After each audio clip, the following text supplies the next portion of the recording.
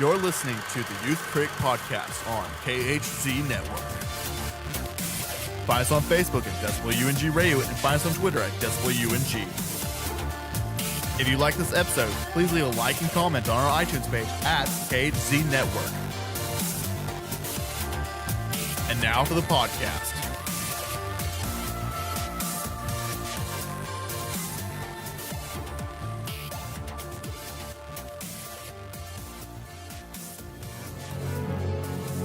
They were three cops who had nothing in common. Freeze! Big V, what are you doing here? Hey, you know me, I'm keeping the streets safe, boys. One would do anything to get ahead. You truly prepared to be despised within a department? Yes, sir, I am. One had his own brand of justice. How's it gonna look in your report? It'll look like justice. That's what the man got. And one loved the spotlight. What exactly do you do on the show, Jack? I teach Brett Chase how to walk and talk like a cop. The Night Owl Massacre. This is a heinous crime that requires swift resolution. 6 victims. One of them, one of our own. Interrogations will be led by Lieutenant Edmund Exley. I need some backup. Come on. All right, college boy, I'll help. Now, all of them are faced with solving one case. Don't move! I want confessions, Edmund. Oh, I'll break them, sir. These people are all in the morgue. And someone has to pay for it. Hello, everyone. Welcome to the Youth Critic Retrospective. I'm your host, Kel Smith, and joining me today is Brandon Cooley. Hey, everyone. And today we are going to be talking about L.A Confidential for its 20th anniversary. I don't remember exactly when this movie came out. However, it is 20 years old, and it won the Oscar the following year for Best Picture and Director and Supporting Actress. Am I missing any? Well, Titanic won Best Picture. Oh, damn it. It was... Well, Titanic swept the Oscars. Kim Basinger won Best Supporting Actress, and I think it won Best Screenplay, Adapted Screenplay. So. How did I forget that? That's like the most memorable. The biggest sweep ever. Yeah. Well, in that case, no, they did not win all the Oscars, but they won. They won 2 Oscars. They won Kim Basinger and screenwriting for Adapted Screenplay, or what was then called, get this, screenplay based on material previously produced or published. Interesting. So yeah, and on top of that, I think we have to mention, since Kevin Spacy is in the movie, I think we have to kind of address the issue for those who have been living under a rock or just haven't been paying attention to the news. Kevin Spacy, back in late October, had been I'm blanking now on the word, but it was reported that from a story from actor Anthony Rapp that he had been sexually assaulted by Spacy at a very young age, and then after that story got out, it was Kevin Spacy released a statement hours later confirming that, not really confirming, but just, in an apologetic matter, but also in the second paragraph of his statement, confirming he was gay, which it's a bad time to come out. Yeah, it's a horrible time to confirm you're gay. Yeah. And to be fair to Spacy, or, well, not really being fair, but to be, it's been essentially, it's the worst kept secret that he is a gay actor. Essentially, it is the worst kept secret in Hollywood. But this was, sort of a new awakening, a new thing to be brought up, and especially in the limelight of things. But however, after that, it kind of created this snowball effect of more accusations coming out, and then ultimately House of Cards they fired Kevin Spacy from House of Cards, and then I think there's a whole other movie that's I think it's completed, because I think on IMDb it said it was completed. There's a whole movie about Gore Vidal that's finished. And but now from Netflix, I don't think that's going to be released for at least a while. And as of recently, he has a new movie coming out on December 25th, called All the Money in the World. Ridley Scott movie with Mark Wahlberg and Michelle Williams. Well, 3 weeks ago, his role completely got reshot with Christopher Plummer in the role of J. Paul Getty. And now that movie is just barely coming in on time, just so they could, do the Oscar race with All the Money in the World, and while also getting Kevin Spacy completely out of the movie. So I think that's going a bit too far. I don't know. That's because they replaced the actor out. Yeah, replacing him with Christopher Plummer. I think that's going a bit. I think it would have ruined. I think it would have ruined the movie. Any chance the movie really? That? Oh yeah, because I'll still watch Kevin Spacey movies and not feel any differently about his performances. I mean, it sucks that he did what he did, but I just don't really feel like it matters. I mean, in terms of a movie. Well, here's the problem. Well, I think it would have just publicly ruined the movie, because that's all people would see in the movie is Kevin Spacey, the molester or the pervert. That's all they would see, and it's unfortunate, but that's how I think a lot of people would perceive it, and it would ruin any chance the movie had. And I think, and Ridley Scott really championed this movie. Like, he really, like, this was, a situation like he had on The Martian, where he read that script and loved it and wanted to make it immediately. This was that same kind of deal where he wanted it done, where he wanted to get it through and get it, done, and wanted it to be, shown to the world. And yeah, it was just an unfortunate. It is a little concerning, because, we're replacing actors in the blink of, in weeks, but as far as I know, it was completely a Ridley Scott decision. Like, the studio did not, they did not, carry their weight. If anything, they were ready to push the movie back, but Ridley Scott was like, no, we'll make the movie on time, and we'll just replace the actor. And that was the whole thing. And so it is a little disconcerting, but I understand the thing. And as far as the allegations, and of course, everything I'm mentioning, it's all allegations, because we can't legally say that this happened for real or not.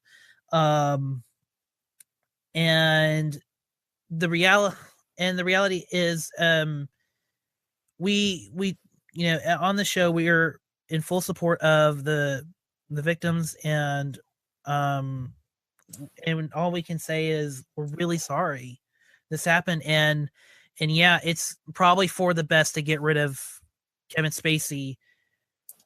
At least, have some, if anything, have, a reason, have some justice in this world. And that's the reason, and that's why I'm okay with the whole All the Money, him being replaced on All the Money in the World, and him getting cut from House of Cards, and his other the Gore movie is, being like put on the back burner for now. So I'm okay with it personally. Brandon, do you have any more thoughts on this before we move I've on? never had any thoughts on this, really. Like I said, it's not going to affect the way I see his performances. Although, like I mentioned, American Beauty is going to be very awkward to watch now. Yeah. But besides that, I don't really care, honestly. I know it sounds bad for me to say, but it's just, it's been happening so much in Hollywood now. There's so many cases of this. It's just another story. It's dated. It's none of our business, and he shouldn't be hired for any more movies, obviously. But I don't really care that much. Okay. And so, in relation to the show, because I went through this whole thing, we're not celebrating Kevin Spacy, the actor, in this. We're not celebrating the actor because, in my opinion, on the show is, a lot of fucking people made L.A. Confidential. Kevin Spacy. Well, okay, but to be fair, I'm still fine celebrating his performances in Usual Suspects and American Beauty and this and that. It's separate from the person. It's not, there's a lot of people in Hollywood that suck that still give good performances. Right, but I mean, that's what my point is. Kevin Spacey did not write, produce, direct, act, cater, uh, photography. He did not do every single role, so it's not. I don't think it's fair to blame. To cut. I don't think it's fair to not love a movie or praise a movie because of an actor or one part of it, because he is in the movie, but he's not the movie. If that makes any sense to anyone. Well, sure, but even if this was like a movie starring him, I wouldn't really feel differently. I mean, we wouldn't like. Sure, but it's a performance. I mean, sure, sure, and I'm still on my point. He, even if it was him as a star, it still is. It still is. There are a lot more machinations and more movement going around. But on the flip side, I do see that people cannot separate the artist from the art. It's just for this particular case, I'm going, and Brandon and I, we're going to approach this as we're praising the movie more. We're celebrating the movie's anniversary more than the performance. So that I said all this to clarify. We're not, this is not going to be a Kevin Spacey love fest. Well, actually, he's not even really the main character in this. At the time he was kind of at the height of his like stardom. So I mean, he was the first listed actor, but he's not. He's probably the third wheel third most important character in the movie. It kind of plays into the twist actually halfway through or 2/3 of the way through, which we'll get to in a second. That'll be the spoilers portion of the podcast. But I mean. Dustin Hoffman, this was the case too, and I'll never look at Rain Man any differently. It's still a great movie. I get it. I mean, we don't know these people though, so it's not like we're, movies produced by Harvey Weinstein don't change. I mean, it's just the people suck. Okay, I get that, but but the thing is, we still go and watch their work. We still praise their work. So. That's really that's the thing is, and it's difficult. It really, it's so fucking painful. It's painful really? In my head because I'm like, I loved, I love A Ghost Story and Manchester by the Sea, but Casey Affleck is a fucking asshole. Yeah. Well, that was actually allegations too, and it was never clear if he was I think they settled in court. Yeah, they did. I was never clear exactly how that went down. I did hear that, but I just think the performance is separate from the person personally. It would be different if we were actually paying these people like money to them to see their performance, but it's really we're paying to see the movie. It's not like we're actually like endorsing their behavior by seeing their movies. It's not the same thing. I'll just say this. It's really, you're making great points. It's just, I'm trying to see it from, I'm seeing it from the perspective of the victims, and it really sucks because their work is, it must suck to, sit there and be like, and hear all this praise for someone that abused you. Yeah. And yeah. But anyway, I think, so, don't think of, this review as like I'm saying, hold on, Brandon. I'm not gonna think that. Don't just, we're celebrating the movie because it really is like a great movie. So with that's all said, Brandon, I will start with you. What do you think of L.A. Confidential? Okay. In a nutshell, this is like in my top 30 favorite movies. I was the one who suggested this since it was the 20th anniversary. Yeah, there's a lot of good movies that came out in 1997. This one I think is probably the best though.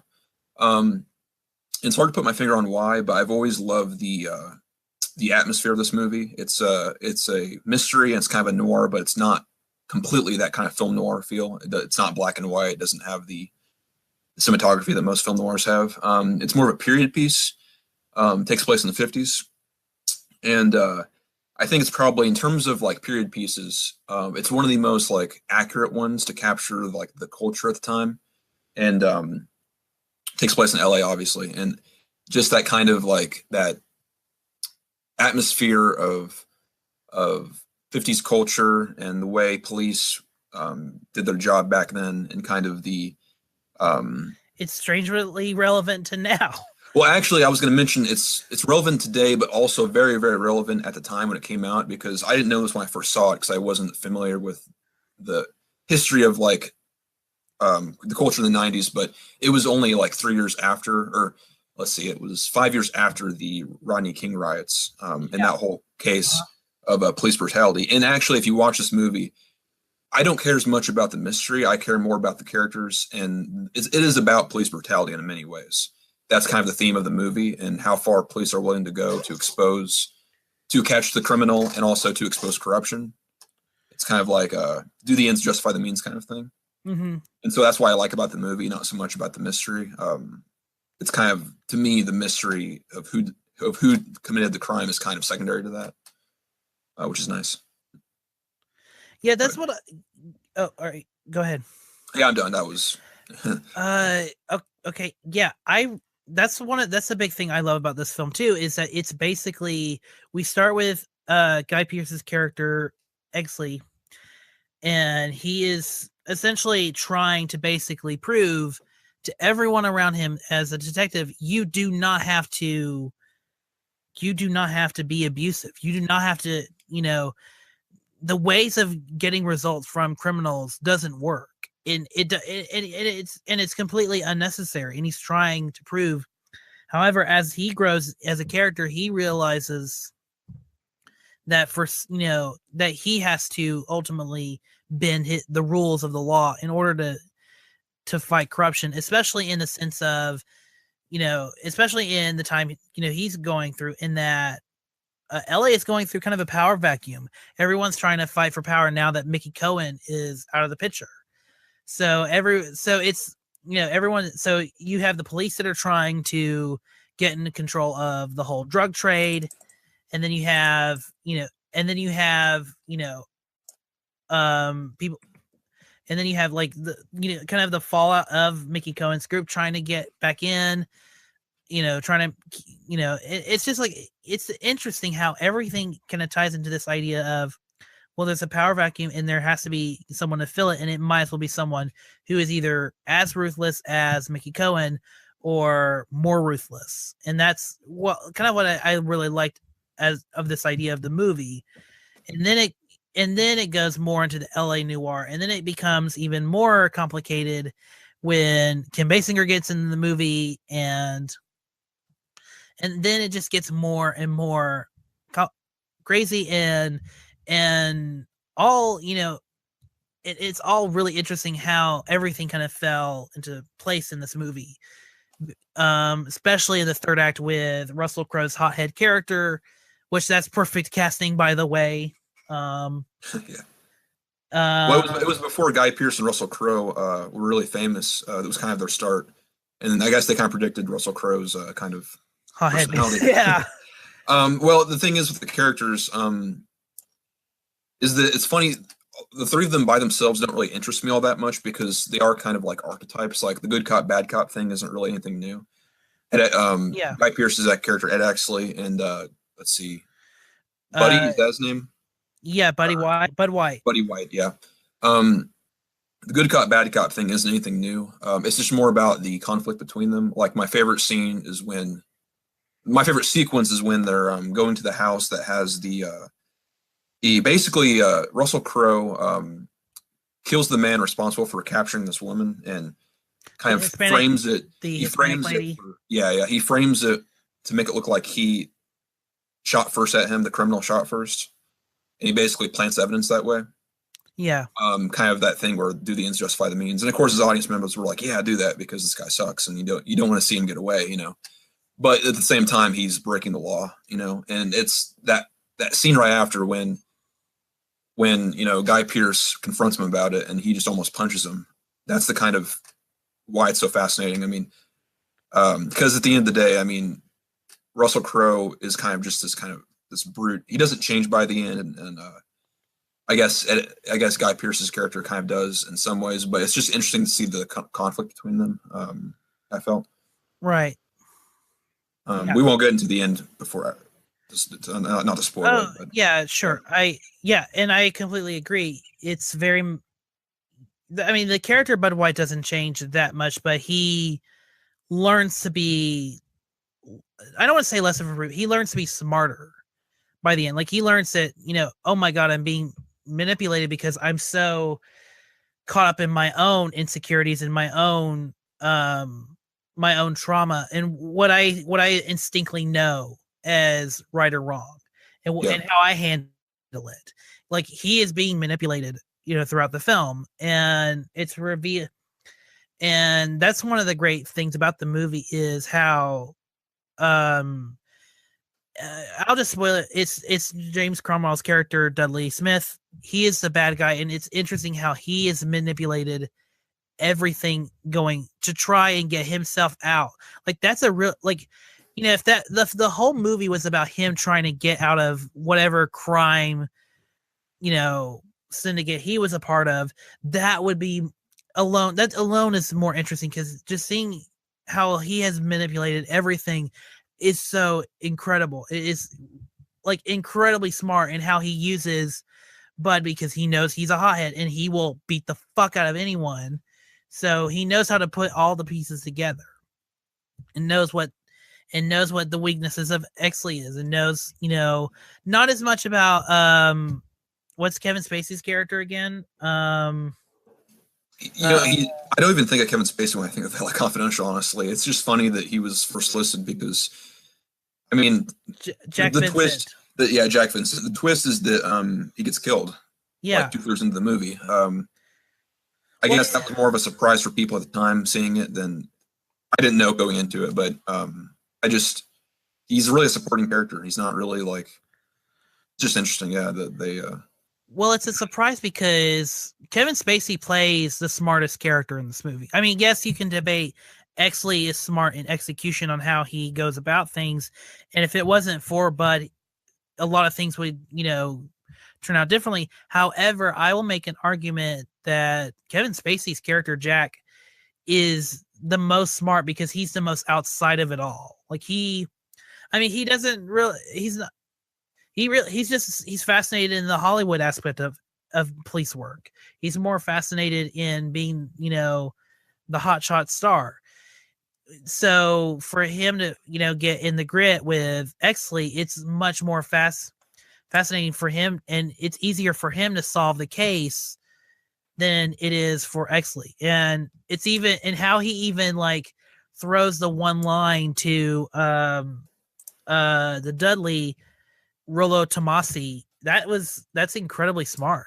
It's a brave chance, but it's incredible.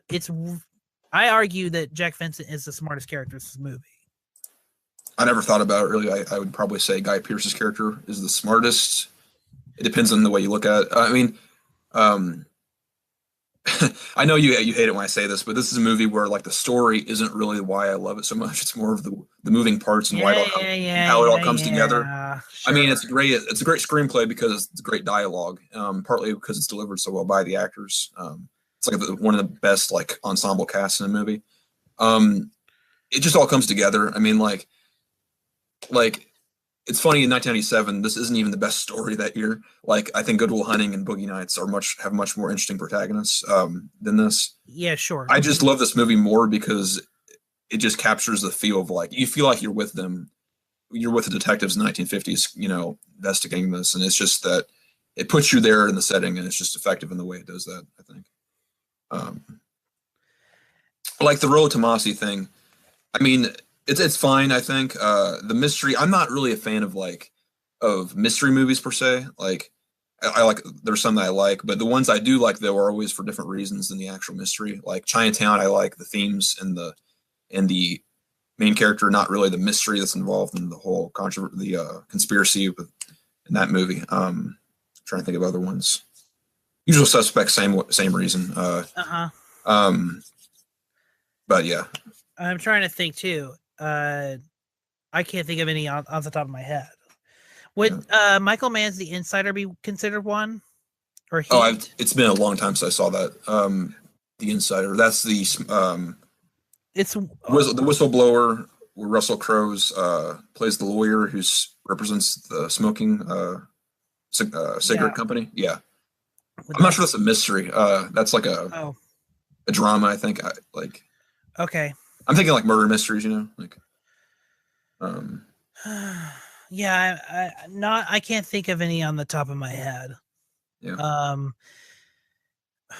So I want to get into Danny DeVito because I think for me, like, he doesn't have a lot to do in this movie, but his character and his purpose is fun for me. Like, it is a fun character. Oh, he's comic relief, And it's perfect. Yeah, he's a comic relief that joins the wrong side. He was on the wrong side of history. But yeah. Well, it's fascinating. He's almost kind of like he's not the narrator, but it begins with him narrating it, which I think is a great opening. Mm-hmm. That opening sequence of the credits playing while he's narrating the Hush Hush magazine puts you in that, it gives you a good idea of what's going to come. The kind of movie you're going to watch. It's a serious movie, but it's not too serious. That kind of feeling. Like it knows what it's doing in terms of it knows it's. What's the right way to put it? Yeah, it's not oppressively dark. Yeah, that kind of thing. Which is nothing against those kind of movies, but this isn't the kind of movie that's going to take itself too seriously. Yeah, it's just a fun detective story, and I think that's the thing. People, and I think that's a thing that people kind of have issues with other films, is that these movies, they're just meant to be fun. Like Curtis Hanson and Brian Hegland, they just wrote a fun, smart noir movie. They wrote and where that's filled with twists and characters are used very well. I am a little surprised that Kim Basinger won the Oscar, because I think as a performance, like, she's fine, but it's nothing. Like, I think she's good in it, but if we're talking about 1997, she definitely shouldn't have won, because that definitely goes to either Julianne Moore in Boogie Nights or Minnie Driver. Oh yeah, the two of them were much better, I think, in terms of their performances. But I like her in this, though. I mean, she's still good. Yeah, I mean, she's good. It's just, I still think this and Vicky Vale are from Batman are like the better character, or like equally good, if that makes any sense. I wouldn't say equally good. Vicky Vale from Batman's kind of a two-dimensional character, really. There wasn't much going on there. I mean, she's fine, but she did the best she could with that role. But right. But yeah, I'm actually looking at the list of supporting actress, and I'm like, yeah, I would go with Julianne Moore, because Julianne Moore just has a lot more complicated things happening with her character. So, I mean, and yeah, Kim Basinger, like, she has to, her character has to play a role as she has to survive in a world where, where she has to survive in a world where all these men are using her to manipulate other men. Yeah. And I'm not going to argue against her winning, though, because she's still good. And we have to keep in mind that a year after that, Gwyneth Paltrow won for Shakespeare in Love, and the movie won Best Picture. So, there's much worse out there in terms of what won and what, That's a state Oscar winners. But have you seen that? Actually, I have the movie. Weirdly enough, I found the movie. God. It's so bad. I was watching Disaster Artist, and that movie is shown playing in the theater when they drive by. I'm like, oh my God, don't show that and playing in the theater. That's like, yeah. I was getting painful memories of watching that movie. I hate Shakespeare in Love. It's weird because I have the movie, but I've never seen the movie. Like, I found the movie in one of our moving boxes. Yeah. And I was like, oh shit, we have this movie. Yeah. Well, what's even more interesting too is that I watched the movie Elizabeth recently, which also came out that year. And it takes place in the same. It's an excellent movie. Have you seen it yet? Or I've seen bits and pieces of it. It's outstanding, and it takes place. It's the same kind of period piece and it even has the same character. I mean, Judi Dench won for playing Queen Elizabeth, and Cate Blanchett plays Queen Elizabeth, and it's just, I can't believe that they, for one, Saving Private Ryan didn't win, but also the Elizabeth plainly the better period piece didn't win that year. I mean, because Shakespeare in Love is all fictional. It's all fake. None of it's true. I think we're gonna It's have a to joke. I mean, I think next year we're gonna have to do a stay tuned. yeah, we should. Yeah. Or do like Shakespeare in Love versus Elizabeth. Yeah, and maybe it's not as bad as I remember it because I haven't seen it in a few years, but I just remember really not liking it. It's not only because it won, but just as a bad movie. I mean, but yeah. Yeah, that was the Weinsteins at the height of their power. Yeah, I guess. Damn. Yeah. Yeah, we'll review that one. Yeah. We should definitely do that next year. I don't know when exactly those movies came out, but we'll definitely do those at some point next year. Because usually we're praising movies when we do like the anniversaries, which makes sense, but it may be kind of fun to look at a movie that's not so good. Yeah. Well, it's just no one really remember, I guess, unless it's like painfully bad, like a Batman and Robin or fucking Battlefield Earth or something. Yeah. No one really wants to talk about movies that were just mediocre and okay. Oh yeah, because it's certainly not as bad as Batman and Robin. But at the same time, Batman and Robin's funny bad. It's almost so bad that it's enjoyable to watch. Well, yeah, I mean, it's so a cartoon. Shakespeare in Love is boring. It's just not. It is miserable to watch because it's just not. It's so mediocre, and but yeah. Yeah, I mean, we probably should do that because, yeah, I don't think we've ever done a bad movie on. Well, I mean, not counting the Friday the 13th and the fucking Halloween worse, not counting Halloween fucking 5. But yeah, that's funny bad though. It's expected. Oh well, those are not funny bad. Those are just bad. Okay, well, yeah. Yeah, we haven't done a bad movie. We should definitely do that.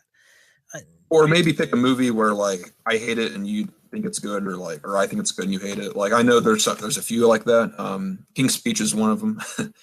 I enjoy it. We should definitely do Lincoln one day. But you didn't hate that. But you didn't hate that, did you? I let's just say I was eagerly anticipated, and I think I fell asleep twice while watching it. Really? And I think a girl walked, and I think the only other person that saw it in the same theater with me walked out just because she could not get any more refills on Dr. Pepper. It's just so weird you say that because you're always saying like how the story is why you go see movies. I'm not like that, but I love the story in Lincoln. I love history, I guess. Maybe that's why I love the political. Oh, I love history and politics too. It's just I love the political like strategy of that movie because that's really what it's about. I love the idea of Lincoln. It's just I don't really care for the execution of it, if that makes any sense. For me, most of it works. There's only a few moments I would cut out. I mean, it's not like a perfect movie or a great movie, but it's still very good. I mean, I don't know. We'll have to discuss that later. One day we'll do a Lincoln versus Abraham Lincoln Vampire Hunter. That'll be a great episode. I'm not watching that. It's so amazing. It's amazing. Oh, it's top 10 material. It's amazing. Top 10 for 2012? Nah. Well, no, never mind. I mean, I'm not trying to be a snob. I mean, I just don't have any interest in watching that, honestly. It's just not. It's amazing. You hear to hear, folks. I love Abraham Lincoln Vampire Hunter. Oh, okay. But yeah. So, L.A. Confidential. What else did we like about this movie? Because I just love the story, and I love how really, actually, let's talk about how racism is used in this movie. Yeah, everyone loves talking about this.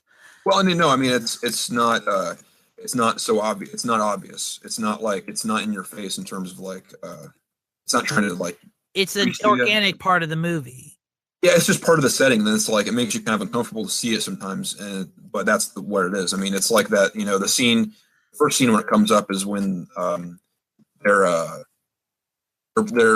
what's his name? His partner, his like crazy partner, goes down to the people being held in the jail. Mike, I'm trying to. Yeah, it's the guy that gets killed. It's the whole the guy that gets murdered. Christmas night, he goes down to the jail and they start beating up the. Keep talking. I'll look it up. Yeah, he starts beating up the people in the jail that are Hispanic. And the reason isn't even that clear if I remember right. He's just drunk one night, basically, and he's told that they did something. He was told why they're in prison or why they're in jail, and he just goes berserk. And it's almost like it's disturbing to watch everybody else gang in and not. Stinsland. Yeah, that's his name. It's disturbing to watch everybody else just basically join in, you know, like Guy Pearce is the only one trying to stop them. He gets locked in his own like prison cell. Yeah. I love the scene too. The transition. This is where it's all about the filmmaking. I love the transition where the guy takes the photograph and it freezes. There's a freeze frame, and it turns into the newspaper photo that the guy holds up who's interviewing everybody about the incident. That's just a great transition, I think. And the title of the newspaper is editing. Yeah, it's an editing transition. Yeah, it's perfect. And the scene, the headline is Bloody Christmas. You know, it's just that's fantastic the way the whole sequence goes down and just the anyway. Yeah, I love it because it's an organic part of the setting, and also it comes up later in that Exley is like, I think, escorting like the Latino girl that was in the that was held hostage and raped. Like she's, you know, being held out, and she's like, yeah, I said all this, you know, because I wanted them captured. I wanted them, you know, in jail. I wanted them killed. Because, you know, nothing was probably going to happen if I said, yeah, they were not the guys that killed the other 6 people in that other thing. Yeah. So I mean, it was just like, it all works because it all is about, you know, creating this atmosphere of doubt and creating this atmosphere of mystery, in that not everything is always as it would seem. Not everything. Yeah. Not everything is just this picture perfect for the papers.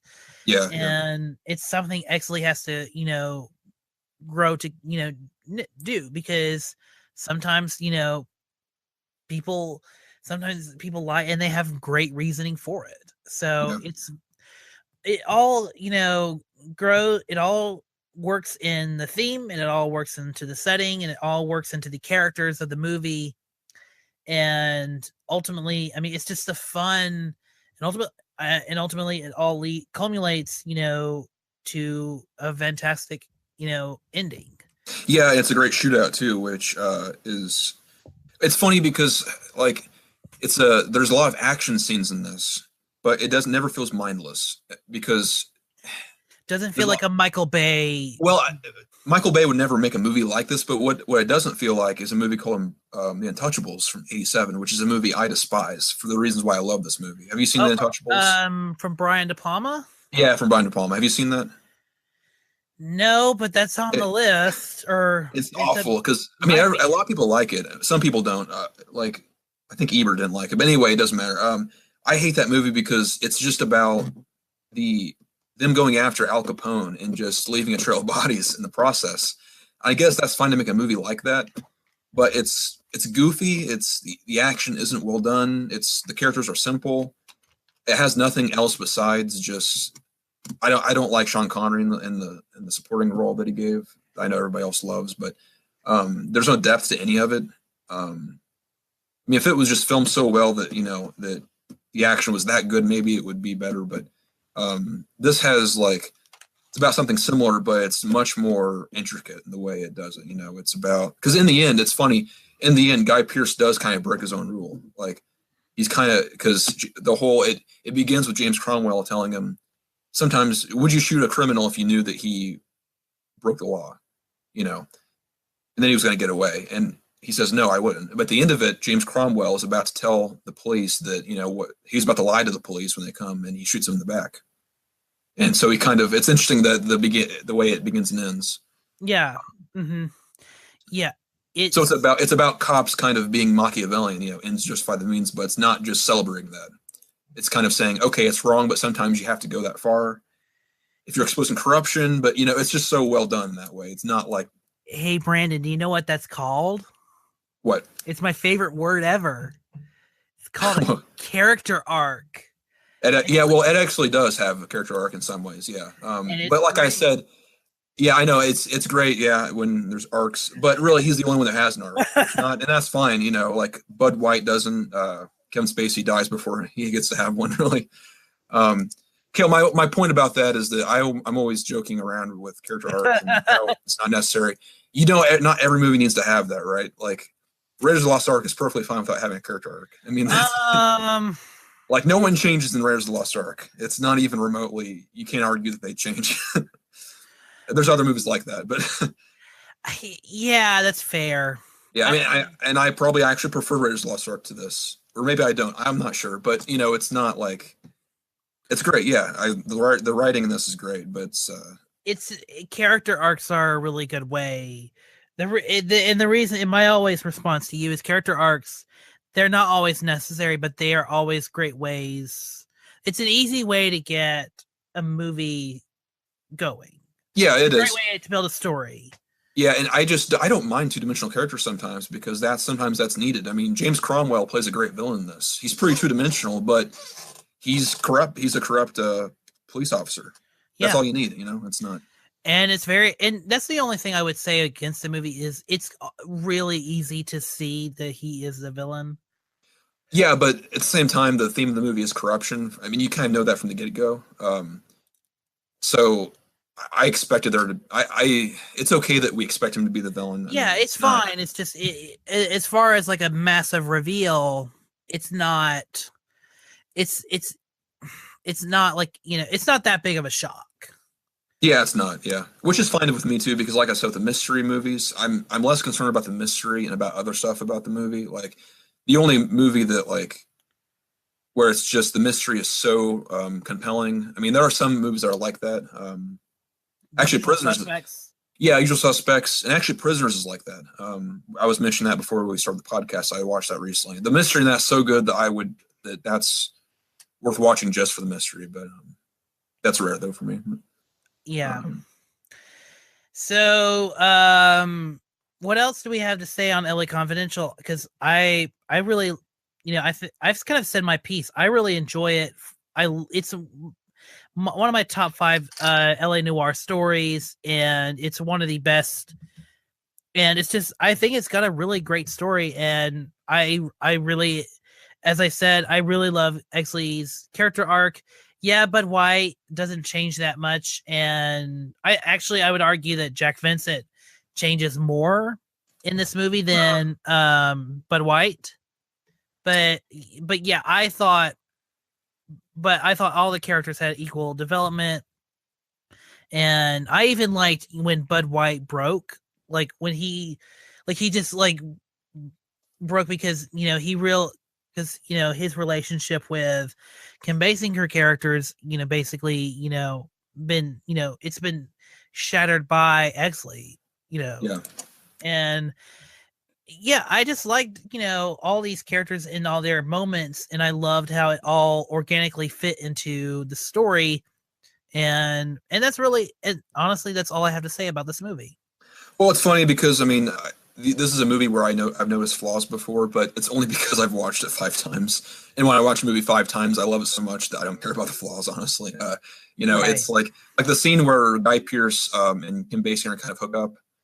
It's like, okay, that's not really plausible because it doesn't seem like his character, but who cares? I mean, that's just kind of the plot kind of doing its job and building conflict. But it's the weakness of man, Brandon. I guess maybe. I don't know. But that character's so reserved that he doesn't seem like the kind of guy who would just do that. But yeah, maybe he would. I don't know. Other than that, I don't have much else to say. I mean, it's one of my favorites. So. Yeah, I think we've covered it here for the 20th anniversary. I almost said 30th. Wouldn't that be something? The 20th anniversary for L.A. Confidential. Great movie. I don't know if we will. Before we stop, how does this rank in 1997 for you? Since we were discussing other movies that year in terms of the top 5 movies of that year. I would have to go more. It probably is in the top 5. Mm-hmm. Like I still really like Titanic. I do too. Yeah, I know everybody likes to to rant about that movie. I still love it though. I mean, Titanic, it is problematic. Like, I will hand people problems that it's Downton Abbey meets an action movie. But yeah, I really like Titanic. I haven't seen Good Will Hunting in a while, so I have to rewatch it. That's great. Yeah.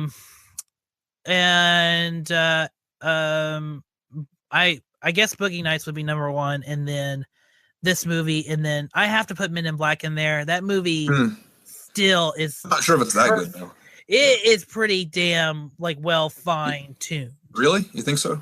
Oh yeah. I mean, it has nothing to say. It has nothing brilliant or amazing to say. It's kind of like Ghostbusters. It's just an incredibly well made comedy. Yeah, I mean, but see, with Ghostbusters and Men in Black and Gremlins and those kind of movies, I don't watch that really that often. Like, I saw Men in Black probably 4 years ago. I don't. It's not a movie I can quote, or like the characters are all that great, or oh yeah, I should mention the action isn't all that good. Like, I don't know. It's okay. I like it, but I don't watch these movies religiously, like every year or whatnot. It's just, Men in Black is just one of those it's just a smart movie that, it kind of falls apart when the plot has to get going, but the brilliance of Tommy Lee Jones and Will Smith cannot be understated. Yeah, I mean, my top 5 for that year, and I'm not sure what order they would be in, but it's this movie, L.A. Confidential, Good Will Hunting, Boogie Nights, Titanic, and probably Jackie Brown would be my fifth favorite. Oh yeah, that. So yeah, I don't know what order though. I mean, I think probably L.A. Confidential is my favorite one of this year, or of that year. Maybe Good Will Hunting be number 2. I don't know. It's hard to say. Well, yeah, Brandon, it's kind of hard to talk about movies that came out in a year where we were toddlers. So, but they haven't aged though. That's what's interesting. I mean, have they really aged? Like, no, all 4 of these movies all 5 could be released today. And it wouldn't make any difference. I mean, L.A. Confidential looks like it was made today. I mean, in a lot of ways. I mean, some, but I don't know. Like, I guess not. I mean, and they haven't aged. I'm just saying, like, it's hard to pick movies that we loved in a year where we were toddlers, so we wouldn't have remembered seeing. We don't have any nostalgia or any. Well, I have nostalgia for all 4 of those movies I mentioned, or all 5, because I watched them when I was like a teenager. Like, I remember renting L.A. Confidential from Netflix the first time, not knowing what it was, knowing it was critically acclaimed, but like being completely surprised to me. And the same thing with Boogie Nights, and same thing with Good Will Hunting. So I'm nostalgic for it, just not the year it came out. I'm nostalgic for it because I watched it in 2010 and 2009. As weird as that sounds, but yeah. So, with that said, Brandon, you don't have any place where the good people can find you, right? No. Okay. You can find me on Twitter at MovieKale. You can also follow this podcast at the Youth Critic, and you can also follow the channel that distributes this podcast at KHC Network. Thanks, everyone. I don't know what the next Youth Critic thing will be. I think we'll come back and do straight review what came out on Christmas Day. All right, hey Brandon, are you interested at all in seeing All the Money in the World or Darkest Hour? Yeah, I want to see Darkest Hour. Yeah, All the Money in the World, maybe. I want to see. Sorry to put you on the spot. It's just I thought. Yeah, I want to see Darkest Hour, and it may not be as good as I think it'll be, but I can guarantee you though that it's just funny that it came out the same year Dunkirk came out, because that's why I won from Dunkirk. I wanted that. I wanted some short film movie Creative osmosis struck again. Yeah. Yeah, I don't know. I'm probably gonna see Darkest Hour. I'm not sure about All the Money in the World, but all right. Yeah. I think we'll come back and we'll review movies like Jumanji and maybe The Greatest Showman. Excuse me. And if there's any, I'm not seeing that one. And if there's any Pitch Perfect people, I can run up and do podcasts with. We'll do a Pitch Perfect. We'll do a segment where we review Pitch Perfect 3. So you want to go see? You're planning to go see The Greatest Showman? Oh yeah. Have fun with that. I will not be seeing that one. Bill Condon's co-writing this. This is going to be great. Bill Condon, who's? he did Kinsley. Oh, that's good. Okay, yeah. Kinsley, Gods and Monsters, Dreamgirls. He did do the last 2 Twilight movies, but even those were kind of fun to an extent. So, yeah, I will. But isn't it a musical though? I mean, God, it's like. Yeah, well, so is La La Land. And that's the worst movie of 2016. God damn it! I mean, don't just musicals give you like just a creepy like vibe, like just a uncomfortable feeling in the pit of your stomach? Like it just makes me ugh. Like no, that's just you. It's just so bizarre. I don't know. I mean, isn't the movie interrupted when they start singing? I don't know. I haven't seen it yet. No, I mean in all musicals, isn't the movie just interrupted? Like all the character development, all the story stuff, just.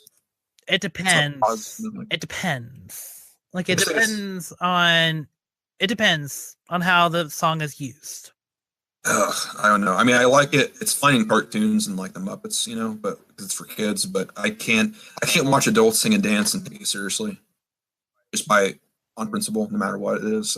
No. I'm just shaking my head. All right, we have went a little overboard, but thanks everyone for listening, and we'll be back with you next time. Why was Susan Lefferts at the Night Owl? I don't know. I never heard of the Night Owl till today. How about some payback, big time? We need evidence. I'll get the evidence. It was an information exchange. Do you have any proof? The proof had his throat slit. What do you want, actually? I just want to solve this thing. Even if it means paying the consequences?